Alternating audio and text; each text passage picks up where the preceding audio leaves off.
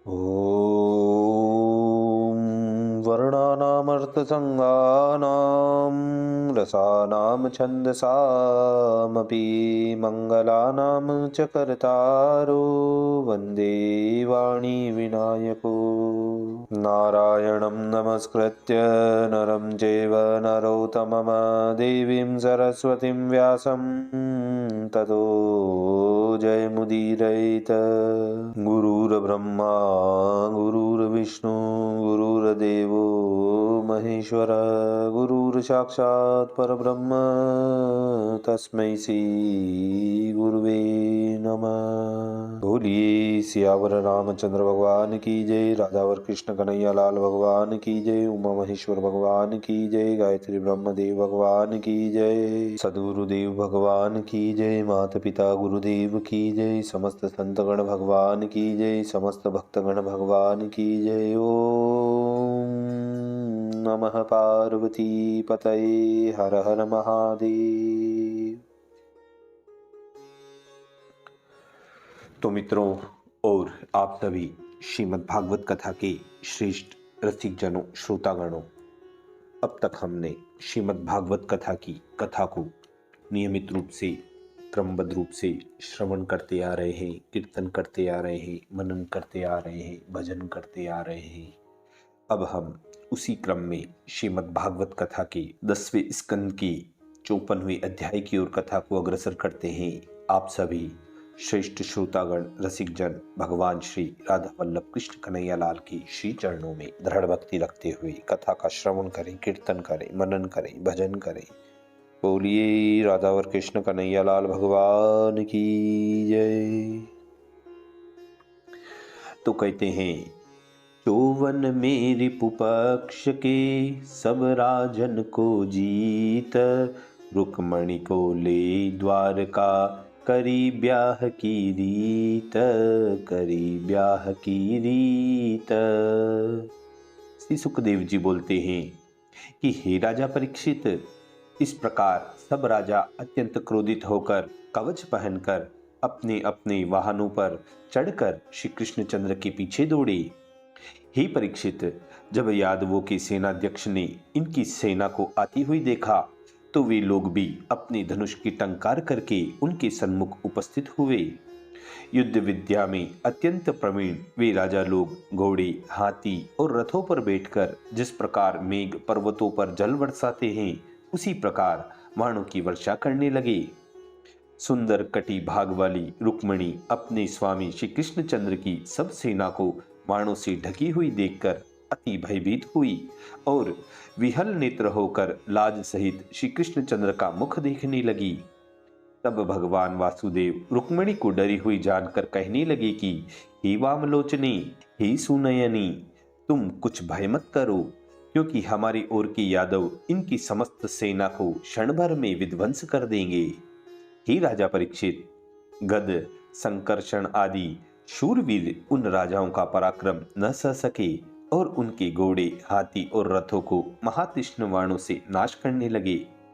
रथी गुड़ चढ़े और हाथियों पर विराजमान योद्धाओं के पगड़ियों सहित सहस्त्रों सिर कटकर गिरने लगे। तलवार, गदा और धनुष से हाथ कट कट कर गिरने लगे और करब की समान जंगाएं कट कट कर गिरने लगी। अनेक घोड़े, खच्चर, हाथी, गधे, मनुष्य इनके सिर कट कट कर पृथ्वी पर गिर गए। हे भारत, हे परीक्षित, जितने की इच्छा करने वाले यादवों ने जब इस प्रकार शत्रुओं का संहार किया, तब अत्यंत डरकर जरासंध आदि राजा रण छोड़कर भाग गए। जब स्त्री हर जाने से व्याकुल, तेजहीन, उत्साह रहित शिशुपाल का मलिन मुख हो गया, तब सब राजा उसके पास आकर समझाने लगे कि हे पुरुष सिंह, तुम अपने मन की उदासी को छोड़ दो, क्योंकि देह धारण करने वाले को सुख और दुख का सर्वदा नहीं रहते हैं। जिस प्रकार काठ की पुतली नाचने वाले की इच्छा से नाचती है, ऐसे ही ईश्वर के अधीन जीव को सुख दुख होता है। जरासंध बोला कि हे शिशुपाल, देखो, इसी कृष्ण से मैंने सहस्त्र बार 23 अशोहिणी सेना लेकर युद्ध किया, परंतु मेरी हार ही हुई और कुछ शोक न हुआ। केवल एक बार जीता, उसका कुछ हर्ष भी नहीं हुआ। देव के वश काल ने समस्त जगत चलायमान किया है, ऐसा मेरा निश्चय है। हे राजन, यद्यपि बड़े बड़े शूरवीर यूथनाथों के पतियों के भी हम पालन करने वाले थे, तो भी थोड़ी सेना वाले कृष्ण पालित यदुवंशियों से मैं हार गया। जान पड़ता है कि इस समय उनके दिन अच्छे हैं, इसी कारण उन्होंने हम ऐसे बलवान शत्रुओं को जीत लिया। जब हमारे दिन भले आएंगे तो हम भी जीतेंगे। हे महाराज, हे परीक्षित, जब इस प्रकार अनेक राजाओं ने शिशुपाल को समझाया, तब अपने बचे बचाए नौकर चाकर और सेना को लेकर शिशुपाल अपने देश को चला गया और मरने से बचे बचाए राजा भी अपने अपने स्थानों को चले गए। इधर एक अशोहिणी सेना लेकर श्री कृष्ण का शत्रु रुक्मी अपनी बहन के हरने का अपराध न सहकर श्री कृष्ण के पीछे दौड़ा और अत्यंत क्रोधित होकर कवच पहन धनुष ग्रहण करके सब राजाओं के सामने महाबलवान रुक्मी ने यह प्रतिज्ञा की कि युद्ध में श्री कृष्ण को मारे बिना और रुक्मिणी को लाए बिना मैं कुंडिनपुर में नहीं आऊंगा। इस प्रकार रुक्मी प्रतिज्ञा करके रथ में चढ़कर सारथी से बोला कि जहां कृष्ण है वहां शीघ्र ही घोड़े को हाँक कर ले चलो, क्योंकि मुझे उससे युद्ध करना है। मैं आज उस मंदबुद्धि ग्वाल के पराक्रम का मद अपने तीक्ष्ण बाणों से चूर्ण करूंगा, जो मेरी बहन रुक्मिणी को बलात्कार करके हर कर ले गया है। खोटी बुद्धि वाला रुक्मी भगवान श्री कृष्ण चंद्र के बल को न जान कटु वाक्य कहता हुआ अकेला रथ दौड़ा कर चला गया और अतिशीघ्र उन श्री कृष्ण चंद्र के निकट पहुंचकर बोला, अरे चोर ठाठ रहू, लीने सी भगिनी चुराय, ताको फल आज हूँ अब ही, देहो तो ही दिखाय, देहो तो ही पठाय, आज अवश्यम लोक में, ले हो भगिनी छुड़ाय, यदुवंशिन को मोरी मद। खड़ा रहू, इस प्रकार भगवान वासुदेव को वह रुक्मी पुकारने लगा। इसके उपरांत अपने दृढ़ धनुष को खींचकर रुक्मी ने श्री कृष्ण को 3 बाण मारे और कहा कि हे यादव, क्षण मात्र खड़ा होकर मुझसे युद्ध कर। अरे हे दुष्ट बुद्धि, जिस प्रकार होम की सामग्री को कौवा ले जाता है, इसी प्रकार तू मेरी बहन को कहां चुरा कर ले जाता है। अरे कपट युद्ध करने वाले हे छली, तेरी घमंड को मैं अभी चूर्ण करता हूं और तेरे भले दिन हैं तो मेरे बाणों से पीड़ित होकर युद्ध क्षेत्र में मत सो और रुक्मिणी को छोड़कर अति शीघ्र हमारे सामने से भाग जा। तब श्री कृष्णचंद्र ने मन में मुस्कुराकर उसके धनुष को काटकर 6 बाणों से रुक्मी का छेदन कर दिया। 8 बाण से रथ के घोड़ों को, 2 बाणों से रथवान को बींध डाला और 3 बाणों से ध्वजा काट डाली। फिर रुक्मी ने और धनुष लेकर 5 बाण श्री कृष्ण के शरीर में मारे। तब भगवान वासुदेव ने उसका वह धनुष भी काट डाला। फिर रुक्मी और धनुष लेकर आया, उसको भी भगवान श्री कृष्णचंद्र ने उसी समय काट दिया। रुक्मी ने जो परीद, पट्टीश, त्रिशूल, ढाल, तलवार, बर्छी, भाले हाथ में लिए वह सब भगवान देव की नंदन ने काट गिराए। हे राजन, इसके उपरांत रथ से कूदकर और हाथ में तलवार लेकर मारने की इच्छा से जिस प्रकार पतंग अग्नि के सन्मुख झपटता है, उसी प्रकार रुक्मी श्री कृष्णचंद्र के ऊपर झपटा। झपटते हुए उस रुक्मी की ढाल तलवार को तिल तिल भर बाणों से काटकर पेनी धार की तलवार लेकर श्री कृष्णचंद्र रुक्मी का प्राण संहार करने को उपस्थित हुए। भाई के मारने की इच्छा देखकर भय से व्याकुल होकर पतिव्रता रुक्मिणी नेत्रों में आंसू भरकर श्री कृष्णचंद्र के चरणों पर गिरकर करुणा भरे वचन कहने लगी। रुक्मिणी जी कहती हैं, देव देव तुम जगपति यदुपति दीन बंधु हो, कृपा सिंधु अति तुम तो करुणा सिंधु खरारी, मोहि कलंक लागी है भारी, मारो मत भैया है मेरो, छाड़ो नाथ तुम्हारो चेरो, बंधु भीख प्रभु मोको देहो, इतनो यश तुम जग में ले हो, यद्यपि कियो अपराध बहु, मेरो बंधु तुम्हार, तदपि छाड़िए नाथ अब, मेरी ओर निहार, मेरी ओर निहार। हे योगीश्वर, हे अप्रमेय आत्मन, हे देवदेव, हे जगत पालक श्री कृष्णचंद्र, हे महाभुज, मेरे भाई को तुम मत मारो, क्योंकि यह तुम्हारे मारने योग्य नहीं है। श्री सुखदेव जी कहने लगे कि हे पांडु नंदन परीक्षित, त्रास से कंपायमान सब अंग, शुष्क मुख, गदगद कंठ, कि जिसकी व्याकुलता से सुवर्ण की माला गिरी जाती थी, इस प्रकार रुक्मणी को अपने चरणों पर गिरी हुई देखकर करुणावश होकर श्री कृष्णचंद्र के नेत्रों में जल भर आया। कहो रुक्मणी सो बहुरी, बिहसी रुक्मणी नाथ, प्यारी तेरी प्रीतिवश, अब न करहूं यही माथ, अब न करहूं यही माथ। वरन उस दुष्ट कर्म करने वाले रुक्मी को वस्त्र से बांधकर और मूछों सहित सिर मुंडवाकर अभद्र करके अपने रथ के पीछे बांध लिया कि इस बीच में ही सब यदुवंशियों सहित बलराम जी सुखधाम ने रुक्मी की सेना को जिस प्रकार हाथी कमलनियों को मर्दन करता है उसी प्रकार मर्दन कर दिया। इसके उपरांत रुक्मी की समस्त सेना को संगार करके बलदेव जी ने श्री कृष्णचंद्र के पास आकर रुक्मी को देखा कि उसका सिर मुंडा हुआ है और मृतक के समान रथ के पीछे बंधा हुआ पड़ा है। उसे देखकर सामर्थ्यवान बलभद्र जी ने उसे छोड़ दिया और अत्यंत जुझलाकर कहा कि हे कृष्ण, आपने यह बड़ा निंदित कर्म किया जो साले को पकड़कर बांध लिया है। हमारी इससे बहुत निंदा होगी, क्योंकि सिर मूछ दाढ़ी मुंडवाकर विरूप कर देना यही अपने नातेदार का मारना है। इसीलिए कहा गया है, बेसयान नहीं गई लरकाई, करहु रणहु में तुम चपलाई, हसी होयगी सब जग माही, करी है को सगाई नाही, बांधो याही करी बुद्धि थोरी, यह तुम कृष्ण सगाई तोरी, अरु यदुकुल को सीक लगाई, अब हम सो को करे सगाई, अब हम सो को करे सगाई। फिर रुक्मणी जी से बोले कि हे सुशीले, तुम्हारे भाई के कुरूप होने में हमारा कुछ दोष नहीं है, क्योंकि यह पुरुष अपने कर्मों का फल भोगता है, सुख दुख का देने वाला और कोई नहीं है।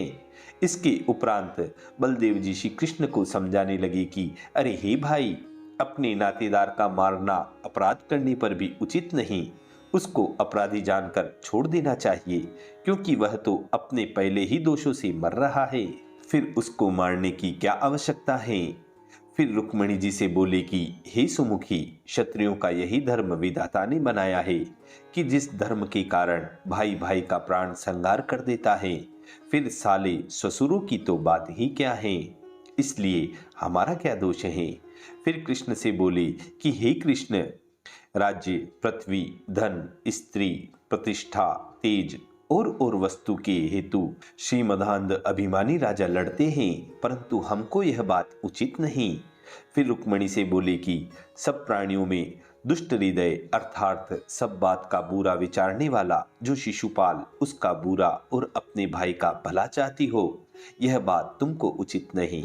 हे रुक्मणी, तुम्हारी विषम बुद्धि है, जैसी कि अज्ञानी पुरुषों की होती है, इसलिए तुम्हारा भाई जो सब जीवों का शत्रु रूप है, उसका तुम अज्ञानी पुरुषों के समान भला चाहती हो, सो यह तुम्हारी बुद्धि भूल है, क्योंकि उसका भला चाहने से और संबंधियों का बुरा होगा। यह हमारा मित्र, यह शत्रु और यह समान है। इस प्रकार देहाभिमानी पुरुषों को मोह उत्पन्न हो जाता है।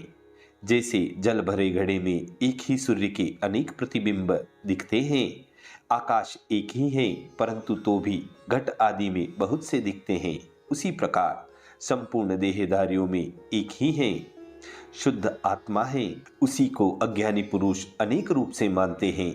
यह जो द्रव्य अर्थात अधिभूत, प्राण, इंद्रिय और आध्यात्मिक गुण, अधिदेव इतने स्वरूप आत्मा के अविद्या ने रचे हैं, वे देहधारियों को संसार में भटकाते हैं। हे प्रतिवता रुक्मणी, मिथ्या देह से आत्मा का संयोग नहीं है और इस देह से वियोग भी नहीं है। यदि कोई कहे कि देह मिथ्या कैसे, तो इसका उत्तर यह है कि जैसे चक्षु इंद्रिय और रूप का प्रकाशक सूर्य है, उसी प्रकार देह का प्रकाश आत्मा से होता है। जन्म मरणादि छह विकार देह के हैं, आत्मा के कदाचित नहीं है। जैसे चंद्रमा की कला घटती बढ़ती है, चंद्रमा कभी नहीं घटता नहीं बढ़ता है, क्योंकि वह तो पूर्ण रूप है।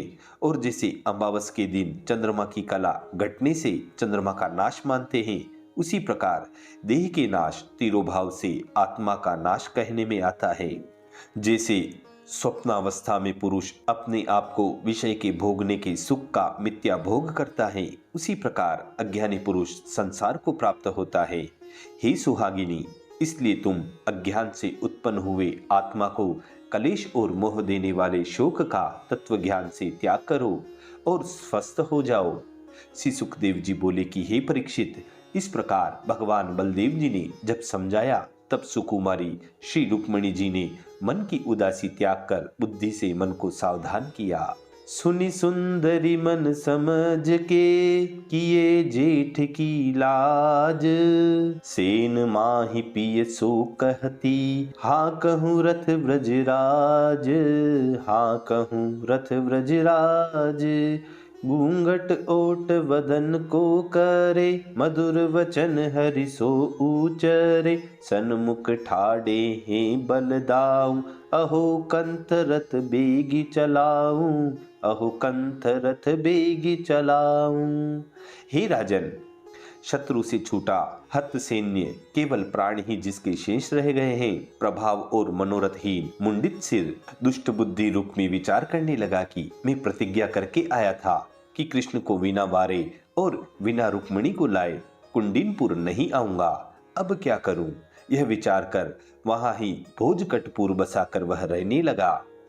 हे कौरवों के आनंद देने वाले परीक्षित, भगवान श्री कृष्णचंद्र ने इस प्रकार समस्त राजाओं को जीतकर राजा भीष्मक की पुत्री रुक्मिणी को द्वारकापुरी में लाकर विधि पूर्वक विवाह किया। पंडित तहाँ वेद उच्चरे, रुक्मणी संग हरि भावरी फेरे। हे महाराज परीक्षित, इस प्रकार द्वारकापुरी में घर घर बड़ा उत्सव होने लगा, क्योंकि यदुवंशियों के पति श्री कृष्णचंद्र में उनकी अनन्य भक्ति थी। आनंद में मग्न उज्जवल उज्जवल मणियों के जड़ाऊ गहने पहने हुए स्त्री पुरुष चित्र विचित्र वस्त्र धारण किए कृष्ण रुक्मिणी के देने के लिए सुंदर सुंदर वस्त्र लाने लगे। ऊंची ऊंची ध्वजा और चित्र विचित्र माला वस्त्र रत्नों की बंधन मालाओं से और द्वार द्वार पर धान की खीले अंकुर फूल और जल के भरे कलश और अगर व धूप दीप इत्यादियों से द्वारकापुरी अत्यंत शोभायमान होने लगी।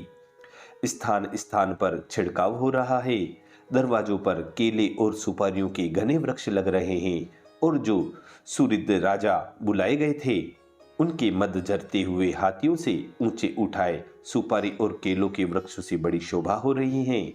अत्यंत प्रसन्नता के कारण द्वारकावासी दौड़ दौड़ फिरते हैं और बीच में कुरु देश, संजय देश, केकई देश और विदर्भ देश के राजा भी विवाह में मिलकर आनंद प्राप्त करने लगे। हे राजा परीक्षित, इसी प्रकार जहां तहां रुक्मिणी हर के ले जाने के चरित्र को श्रवण करके राजा और राजाओं की कन्या बड़ा आश्चर्य मानने लगी। हे राजा परीक्षित, द्वारकापुरी में पूर्ववासियों को लक्ष्मीपति श्री कृष्णचंद्र का लक्ष्मी सहित दर्शन कर बड़ा आनंद प्राप्त हुआ। इसी मधुर संवाद के साथ श्रीमद् भागवत कथा के 10वें स्कंद के 54तमो अध्याय 54वें अध्याय की पूर्णता व समाप्ति होती है। बोलिए श्री कृष्ण कन्हैया लाल भगवान की जय।